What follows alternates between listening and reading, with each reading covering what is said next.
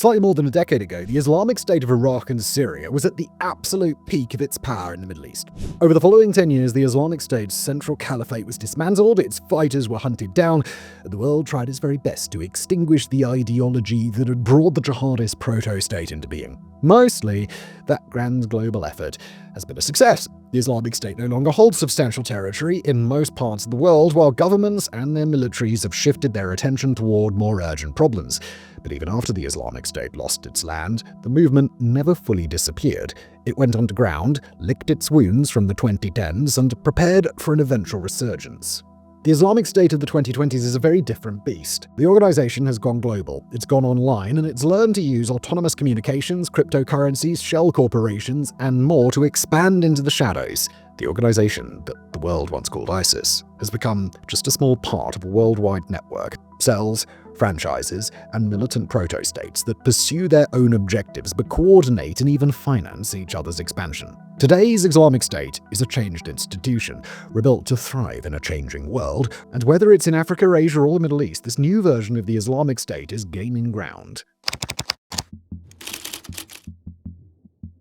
By all outward indicators, the Islamic State franchise in the nation of Somalia, creatively dubbed the Islamic State in Somalia, or for today's video purposes, IS Somalia, is on its last legs. Based in the autonomous Somali state of Puntland on the easternmost tip of Somali territory, IS Somalia has never been a serious threat to Somali stability. After all, the group simply pales in comparison to all the other threats to Somali security, especially the much larger and more powerful jihadist insurgency, Al-Shabaab.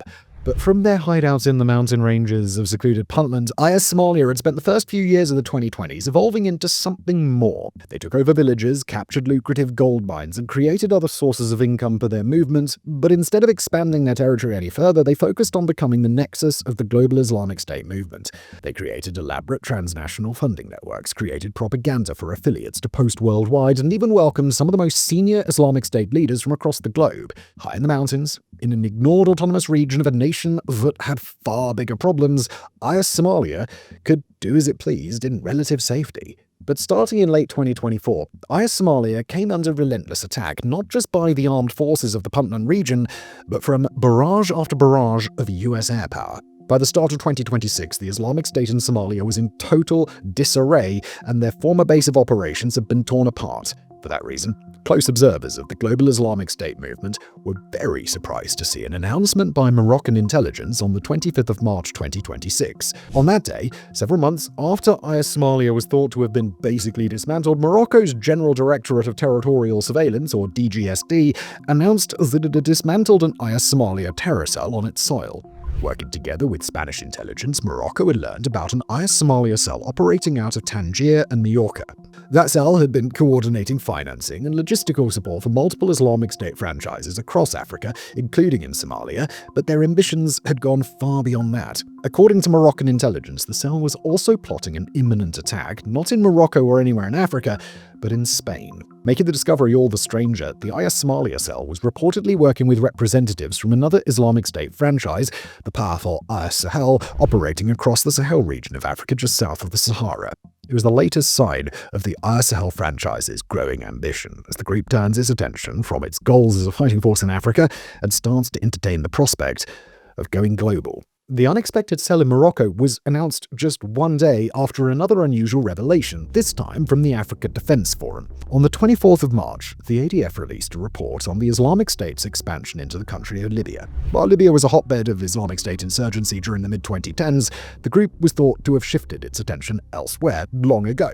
Quoting extremism researcher Aaron Zelin, the Islamic State has been quiet in Libya for almost a decade. According to the ADF report, the Islamic State has rebuilt itself all across the divided nation in areas controlled by the internationally recognized Libyan government and in areas controlled by the powerful warlord Khalifa Haftar. As the AFD describes it, the Islamic State has been getting very cozy with the human trafficking networks that operate all across Libya, funneling migrants from sub-Saharan Africa toward perilous Mediterranean crossings. In the southern part of Libya, particularly a region known as Fezzan, the Islamic State has also been able to link itself to transnational networks that run all across the region, from war-torn Sudan to unstable Chad to the embattled military regimes in Mali, Niger, and Burkina Faso.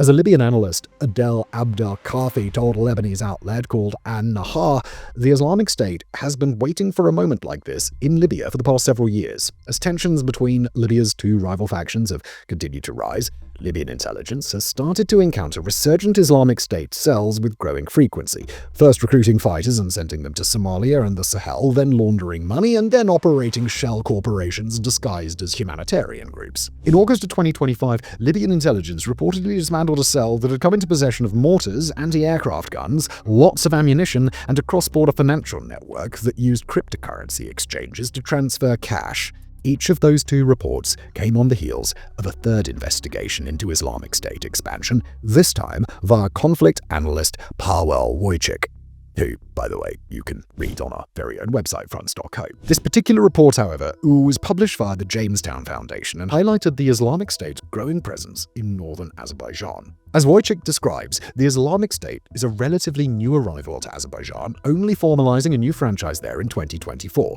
But over the last several months, Islamic State cells have been intercepted in the planning stages ahead of multiple attacks, including a plan to attack the Israeli embassy in the capital city of Baku. For the Islamic State, Azerbaijan is a particularly interesting place to set up shop for several reasons. Not only has the country struggled to track down and curtail other extremist networks on its soil, but it's a hotbed for illicit weapons trafficking, and it's a very convenient base of operations to recruit potential fighters from across the Caucasus region. This is a place where jihadist ideology is known to be relatively common in Sunni Muslim communities compared to other Sunni communities across the globe. From Morocco to Libya to Azerbaijan, these reports all suggest a concerning trend, that even though the Islamic State isn't capturing global headlines, it's in a quiet but organized period of expansion to new areas. But before we break down what that means for the rest of the world, we'd like to take a moment to discuss Fronts.co, our team's premium website, written news outlet, and one-stop shop for global conflict analysis. On Fronts, our team works with award-winning journalists and experts to provide key insights into the wars, flashpoints, and geopolitics that shape our world. Plus, we provide exclusive video episodes every single week, as well as our briefing room, a Saturday collection of under-the-radar stories from across the globe. Also on Fronts, we provide multiple free offerings each week, including our twice-a-week newsletter on world conflicts. Best of all, Fronts.co costs just $5 a month or $50 a year. You can check out the site, subscribe if you like what you see. And now, back to the global Islamic State. At this point, we'd like to offer what we suspect will be a relatively non-controversial claim, that if the global Islamic State organization is in a period of expansion, then that would be really bad news for, well, nearly the entire world, beyond the Islamic State members themselves. Now, if the three examples that we've shared already were the entirety of the evidence that the Islamic State was expanding, then it would be more than a little bit overzealous for us to draw that conclusion. After all, most Islamic State insurgents across the globe are not located in Libya or Morocco or Azerbaijan, and if the group were making limited gains while being beaten back everywhere else, then on balance we might conclude that the group's influence and power are shrinking. Unfortunately, though, that isn't the case. To get a sense of the larger problem, we'll turn to the Middle East, where a recent headline by the outlet War on the Rocks phrased it best: Islamic State containment is collapsing in Syria. As War on the Rocks explains, and as a small but vocal group of conflict analysts have been trying to explain to the world for more than a year now, the Islamic State has gained a critical opportunity to act in Syria after the December 2024 collapse of the Assad regime. To be clear, the Islamic State's new opportunity was not inevitable. Instead, it's the result of security failures, strategic miscalculations, infighting, and foreign interference in post-Assad Syria, often with zero regard for the security threat posed by the Islamic State. Most recently and most importantly, the new Syrian transitional leadership has basically dismantled the autonomous Kurdish-led government that once ruled in the Syrian northeast. That decision has actually caused a long and growing list of problems all across Syria and the wider region, but the biggest problem is this. The Kurdish-led government and its paramilitary, the Syrian Democratic Forces, were charged with keeping control over massive refugee camps that held thousands of Islamic State fighters and families. But when Damascus launched its military offensive to recapture the Syrian northeast, those Kurdish forces were left unable to protect those camps, and despite limited intervention from the United States to try and ferry Islamic State detainees to Iraq, the results were catastrophic.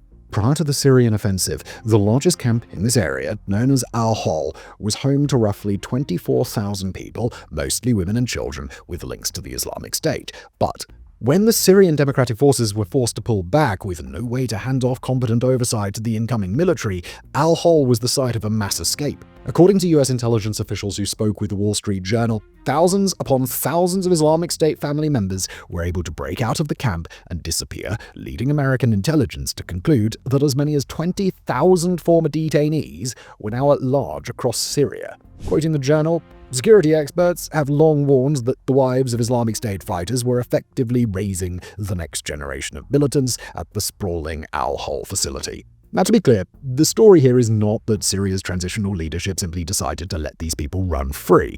Say what you will about the leadership in Damascus today, and there is plenty to say, but the former jihadists who rule Syria right now really despise the Islamic State. Instead, the escapes seem to have been the result of complete and utter mismanagement of the transition of camp authority. Both Damascus and the Syrian Democratic Forces are pointing fingers at each other for causing the breakout. Either way, those Islamic State loyalists have escaped into Syria at a really bad time, from the rest of the world's perspective. The organization has already taken full advantage of the security vacuum that the fall of the regime had caused, as well as the political instability, the sectarian infighting, and the other problems that have beset the Syrian transition process. The Islamic State in Syria clearly understands that if they were to use that security vacuum to capture territory, it would risk unifying Damascus and its many internal enemies to deal with the only insurgent threat that all of them despise enough to find a way to work together. Instead, the Islamic State is taking advantage of the fact that as long as they don't draw attention to themselves, Syrian leadership is much too distracted to pay them any attention. Even better, the United States is pulling out of Syria at the same time, and their withdrawal will probably conclude on schedule as long as the Islamic State doesn't give Washington reason to change its mind. As War on the Rocks explains, quote, "This is creating a permissive environment for radicalization that the Islamic State can exploit to infiltrate state structures and rebuild networks. Washington's mission against the Islamic State is ending at the very moment the group is poised to resurge." End quote. The ongoing war in Iran and the Middle East chaos and instability that have come with it have only made the Islamic State's job easier. Meanwhile, in Africa, other Islamic State franchises are gaining ground. The Islamic State Sahel province is rapidly accumulating power, operating across Mali, Niger, Burkina Faso, and other Sahel nations where the majority of global terrorism deaths now take place. IS Sahel isn't the most dangerous terror insurgency in the area. Instead, that dubious honor goes to Janim, an Al-Qaeda affiliate. But Janim has created a level of pandemonium that's cleared the way for IS Sahel to expand its own operations, positioning itself as an even more radical, even more ruthless fighting force for locals who don't believe that Janim goes far enough. Back in January, IS Sahel used drones and mortars to assault a key international airport in Niger, in a stunning display of the group's growing capabilities. In Nigeria and other nearby nations, the Islamic State West Africa province, or ISWAP, has been able to engage government forces in larger and larger battles, even as it fights for dominance against other jihadist insurgency, Boko Haram. In the Democratic Republic of the Congo, several eastern provinces have been destabilized by an Islamic State-affiliated group called the Allied Democratic Forces, which, we should clarify, are neither democratic nor allied with anybody except the Islamic State itself. While the Allied Democratic Forces have operated in massive roving bands across the country for years, they've become increasingly brazen over the last few months. In an especially notable attack, the group stormed a Chinese-run gold mine, killing several local miners and causing the Chinese nationals in charge of the site to flee for their safety. Even in the war-torn Congo, attacks on Chinese interests are still relatively rare, and this latest attack suggests that the Islamic State's Congolese partners are becoming interested in the foreign operations that extract lucrative resources from their country. Finally, the outbreak of two major conflicts in Asia has opened the door for one of the Islamic State's most dangerous franchises, IS Khorasan, to rapidly expand its power and influence.